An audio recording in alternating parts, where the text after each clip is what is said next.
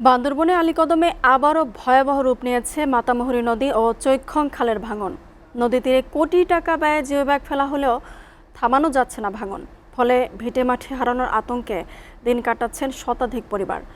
স্থানীয়দের দাবি জিওব্যাগ নয়, টেকসই ব্লক বাঁধই পারে তাদের ঘরবাড়ি রক্ষা করতে। বান্দরবন থেকে আবু বকর সিদ্দিকের পাঠানো তথ্য ও ভিডিও চিত্রে ডেস্ক প্রতিবেদন। প্রতি বছরের মতো এবারও বর্ষা শুরু হতেই ভাঙছে নদীর পাড়। বান্দরবনের আলীকদমের পশ্চিম বাগানপাড়া ও মংচিং হেডম্যান পাড়া এলাকায় মাতামুহুরী ও চৈক্ষং খালের স্রোতে বিলীন হচ্ছে চারপাশ।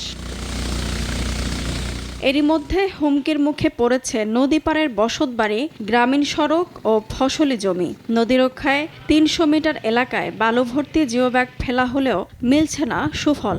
অস্থায়ী ব্যবস্থা না করে স্থায়ী সমাধানের দাবি স্থানীয়দের। ভাঙনের মুখে অনেকেই ঘরবাড়ি সরিয়ে আশ্রয় নিচ্ছেন নিরাপদ স্থানে। ভিটেমাটি রক্ষায় স্থায়ী ব্লক বাঁধ নির্মাণের আকুতি তাদের।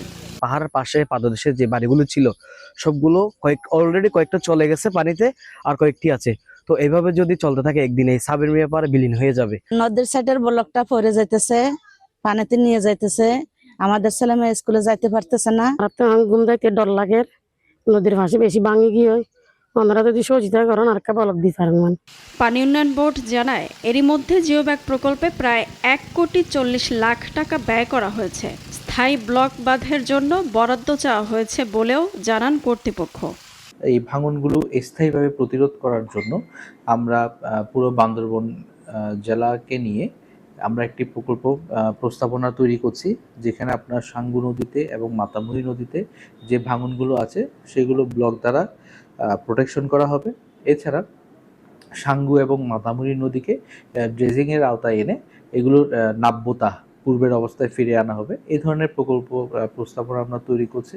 দ্রুত স্থায়ী ব্লক বাঁধের প্রকল্প বাস্তবায়ন করে পুরো গ্রামকে ভাঙনের হাত থেকে রক্ষা করার দাবি ভুক্তভোগী সাধারণ মানুষের।